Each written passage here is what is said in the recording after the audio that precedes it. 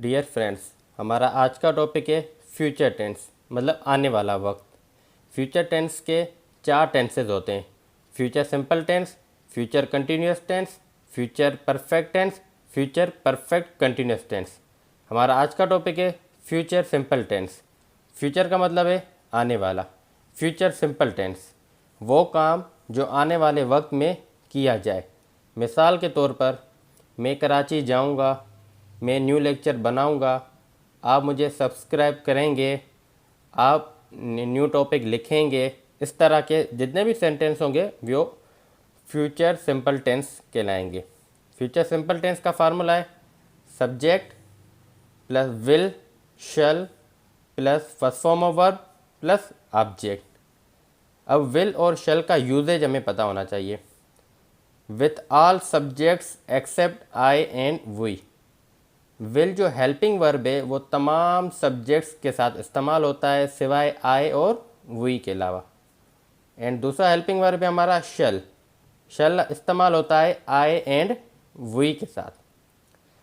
ठीक है फ्रेंड्स, एक बात मैं आपको आगे क्लियर करता जाऊँ, वो काम जिसमें कोई प्रोमिस हो, एडवाइस हो, आर्डर हो, थ्रेट्स हो, या कोई काम यकीनन हो कि ये काम फ्यूचर में यकीनन होगा, तो उसके लिए ये ऊपर नीचे हो जाएंगे। मिसाल के तौर पर शल हेल्पिंग वर्ब ऑल सब्जेक्ट्स के साथ आएगा एक्सेप्ट आई एंड वी, और विल आई एंड वी के साथ इस्तेमाल होगा। कब इस्तेमाल होगा? जब भी जुमले में इन कौन से प्रॉमिस, एडवाइस, ऑर्डर, थ्रेट्स, इन चीज़ों का इस्तेमाल होगा तो शल एंड विल का इस्तेमाल बरक्स उल्टा हो जाएगा। मतलब जो सब्जेक्ट्स विल के साथ आ रहे थे वो शल के साथ आएंगे, जो शल के साथ आ रहे थे वो विल के साथ आएंगे। कौन सी कंडीशन में? जब किसी बात में प्रॉमिस किया जाए या एडवाइस दिया जाए या आर्डर या थ्रेट्स दिया जाए उन कामों में। और मतलब कि कोई काम यकीनन, मतलब कि कन्फर्म है 100% वो काम होगा, तो यूजेज विल और शल का उलट हो जाएगा। ये मैंने उलट जो है यूजेज लिख दिया है। शल ऑल सब्जेक्ट्स के साथ आएगा सिवाय आई और वी के, और विल आई और वी के साथ इस्तेमाल हो गया।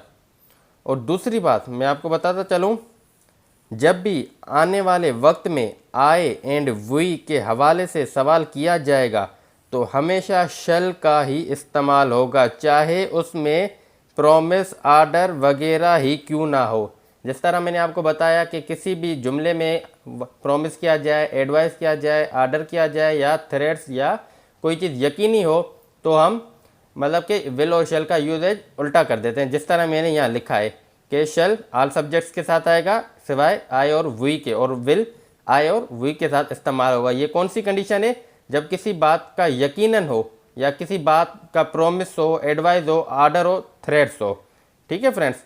और दूसरी बात, अगर सवाल पूछा जाए, सवाल पूछा जाएगा तो भले उसमें आर्डर हो, थ्रेट्स हो, एडवाइस हो, प्रॉमिस हो, तो उसमें विल का इस्तेमाल आई और वी के साथ नहीं होगा, उसमें शल का ही इस्तेमाल होगा। और दूसरी बात, जो विल है ना, normally will can be use with all subjects. आजकल जो विल का इस्तेमाल होता है ना वो सब सब्जेक्ट्स के साथ होता है, चाहे उसमें प्रॉमिस हो, एडवाइस हो, आर्डर हो या थ्रेट्स हो या ना भी हो, तो विल का इस्तेमाल सब सब्जेक्ट्स के साथ इस्तेमाल होता है। जिस तरह मैंने आपको बताया कि अगर कोई सवाल वगैरह किया जाए तो उसमें आई और वी के साथ हमेशा शल ही इस्तेमाल होगा। मिसाल के तौर पर, शल आई रीड न्यूज़पेपर, क्या मैं न्यूज़पेपर पढ़ूंगा। Shall we go to the mosque, क्या हम मस्जिद जाएंगे। इसी तरह। ठीक है। अब फ्यूचर सिंपल टेंस का पॉजिटिव अफर्मेटिव सेंटेंस, मतलब इकरारी जुमले, उसका फार्मूला होगा subject plus will oblique shall plus first form of verb plus object. Example, I shall recite the holy Quran, मैं कुरान पाक की तिलावत करूँगा। He will press the clothes, वो कपड़े इस्त्री करेगा।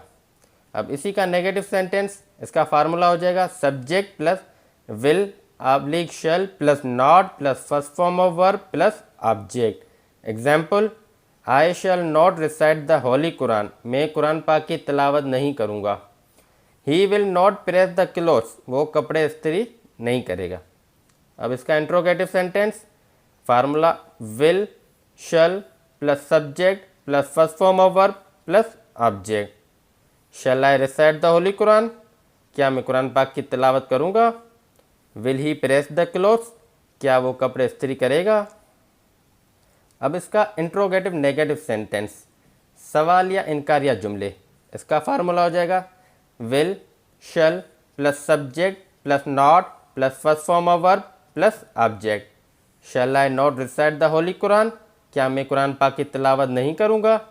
Will he not press the clothes, क्या वो कपड़े इस्त्री नहीं करेगा। फ्रेंड्स, एक बार मैं फिर से रिपीट करता चल रहा हूँ। फ्यूचर सिंपल टेंस वो काम जो आने वाले वक्त में किया जाए उसको फ्यूचर सिंपल टेंस कहते हैं। फ्यूचर सिंपल टेंस का हेल्पिंग वर्ब जो होता है विल और शल होता है, और विल और शल का इस्तेमाल मैंने आपको बता दिया है कि विल ऑल सब्जेक्ट्स के साथ आएगा सिवाय आई और वी के, और शल आई और वी के साथ आएगा और किसी के साथ भी नहीं आएगा। ठीक, एक कंडीशन तो ये है। और दूसरा कंडीशन ये है, अगर किसी भी जुमले में आर्डर हो या धमकी हो या वादा हो या कोई सलाह मशवरा हो या कोई काम यकीनन किया जाए, मतलब कि 100% कन्फर्म हो, तो उसमें विल और शल का इस्तेमाल उल्टा हो जाएगा।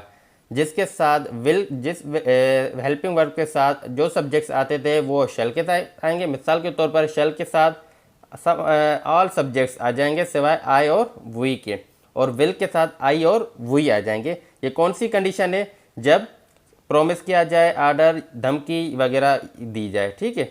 और दूसरी बात यह कि जब भी आने वाले वक्त में आई और वी के हवाले से सवाल किया जाएगा, भले उसमें आर्डर हो, थ्रेड्स हो या कोई भी यकीनन काम भी हो, फिर उस पर उसके साथ शल ही इस्तेमाल होगा, विल कभी भी इस्तेमाल नहीं होगा सवाल में। ठीक है फ्रेंड्स। और दूसरी बात, विल का इस्तेमाल नॉर्मली ऑल सब्जेक्ट्स के साथ भी होता है। आप विल का इस्तेमाल ऑल सब्जेक्ट्स के साथ भी इस्तेमाल कर सकते हैं।